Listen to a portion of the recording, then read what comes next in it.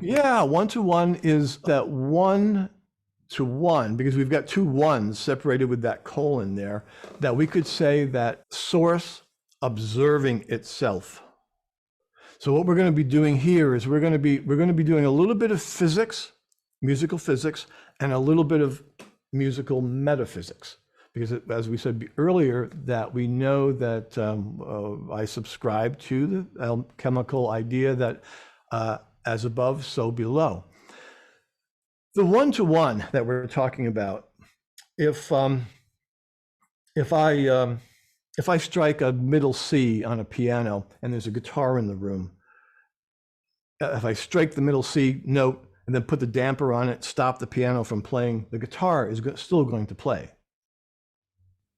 And then the physicists will say, oh, that's because the guitar is tuned to the same note and it's a sympathetic vibration. This is in resonance, is another term for this. And that never was a completely satisfying answer to me about why you could strike one instrument and then the other instrument would play, continue to play. The metaphysical answer is, at the level of energy, at the level of beyond the physical, the transphysical, they are the same. They are one.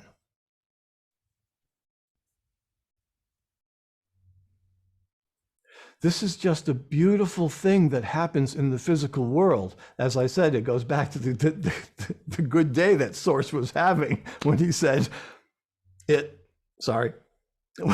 when Source said, I want it to be so that when I get around to differentiating myself into like a cup and into the now, and I differentiate into a pair of headphones, I want it to be so that sometime when someone plays an instrument and they strike a middle C, that the other instruments in the room are going to go bong at the same time. This would be a great joke. Source says, it's joyous for me. This is absolutely joyous. Heart, big. My heart is just like, I can't believe that Source was so generous. I mean, first of all, Source was so smart and so fucking funny to do this and then to share it with the world, to get that, have this bit of humor. 2-to-1. So, all that 1-to-1 business, remember, we're talking about something that's not differentiated. There's no differentiation into form yet. There's nothing different. It's all, it's like, it's all one. It's like the all one, all the time show with 1-to-1. Now, 2-to-1, you all know the opening of Somewhere Over the Rainbow. And I'm not a singer, but I'll just do it so that you can get the gist of it. It's like,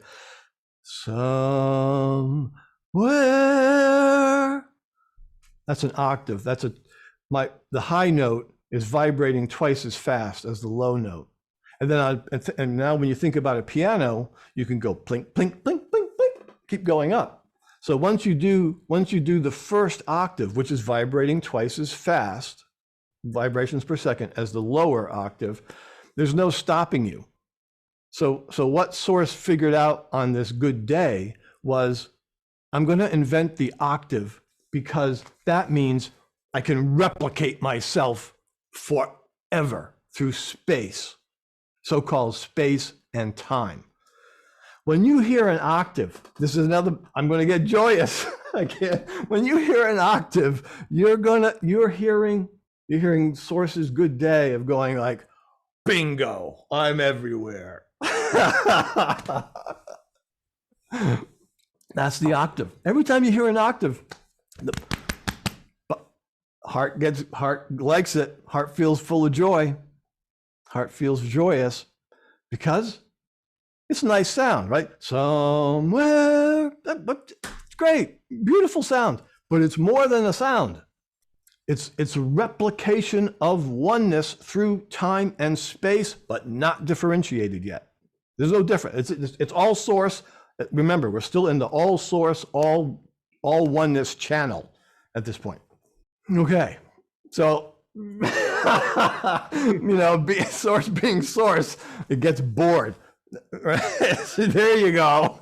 He says, "Oh my God, what if I just like put myself together and add 2 to 1 and come up with 3.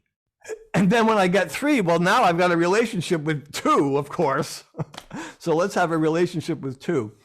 And this is the first differentiated,